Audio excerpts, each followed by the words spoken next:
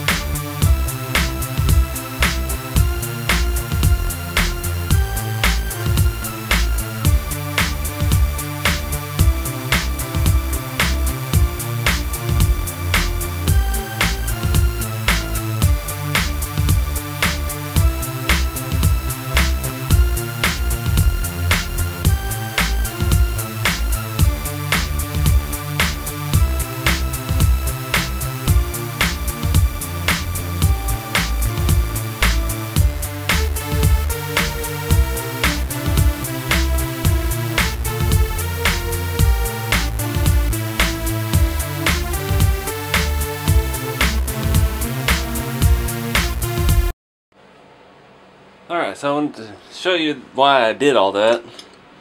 This is the frame rail extension. This is the stock King Hauler frame. You have to hacksaw it and bolt in your extension piece. Now that's solid aluminum and it fits pretty tight, but it just, I don't know, something about having a hacked up frame rail I didn't like. I wanted a solid piece. Plus, with the pusher axle that I'm trying to do, I'm gonna need the thinner metal to drill through to mount that once I figure out how I'm gonna mount it. And plus it just looks better, I think. You can see I still left the plastic protective film on the outside, and I've been drilling holes through it, so I didn't want it to get all scratched up. The inside looks pretty bad and all scratched up, but it doesn't matter. Once we get everything where we want it and mount it up, we'll take it back apart and I'll strip the coating off and we'll figure out how we're going to paint everything. I do think I'm going to go ahead and get a new body and not chop the sleeper roof. This is going to be a work truck. This isn't going to be a show truck. So if the sleeper's a little taller than the cab, it ain't gonna kill me. And that way, with the roof lights and the horn and everything, will be about the same height as the sleeper. What else? What else? I just got it mocked up right now. I don't have anything bolted on except suspension. I don't even have all the cross members and stuff in. Just test fitting it, seeing how it's going to work. Had a few little issues at the front. These rails are just a tad taller than the stock rails, so when it comes time to mount everything, we are going to have to file a little down inside of all of our fuel tank and step box brackets. At least, well, no, never mind.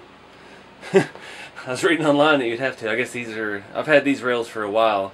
I got them on eBay from, I think, Semi Joe's truck stop. And maybe his newer ones are thicker. I just assumed they were all the same. So that'll be good. Now, I have not drilled any holes in the top or the bottom of the frame rail. And that is going to be a real pain in the rear to try and do. Because as you can see here, they are very close to the edge. And all I have is a Makia with a drill bit, so that's going to be a big challenge.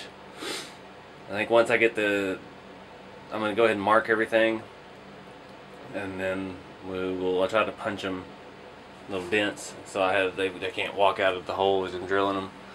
That aluminum's pretty soft. It drilled pretty easy. Didn't have any major mistakes. A few little rough spots here or there. Nothing Nothing that caused me to have to scrap the whole rail or anything. Thank goodness, because I didn't have any more. So, yeah, and we're going to have to rethink our drive line now. The extended drive shaft that I had with the carrier bearing is going to be too short now. It might stretch out far enough, but I don't want it to lose strength. This was half of it. There's the other half. And so we're going to have to figure out something different with that. I may swap this to the engine side of the carrier bearing, move the carrier bearing further back. That way I have more clearance for my pusher axle to raise up and down.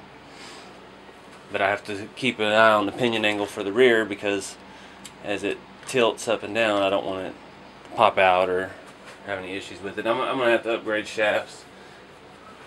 I might still be able to reuse this one, but these little dog bones Tamiya always uses, they're not gonna cut it. Cause I want this to, I want to see how much weight I can pull with this. I've been looking at dual motor setups and gear reduction units. I want to really work this truck, see what it can pull, see if I can pull my real truck down the road, or it might be a bit much, but just want to see what these are capable of.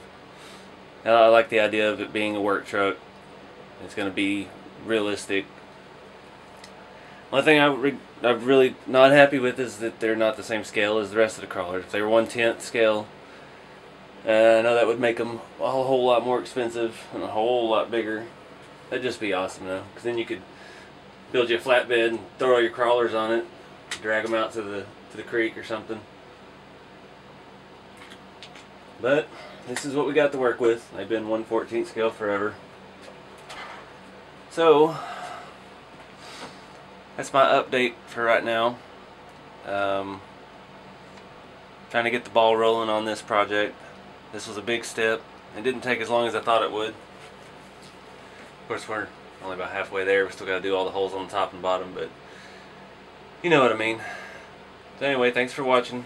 Please like and subscribe and share, and look forward for more videos to come. Thanks for watching.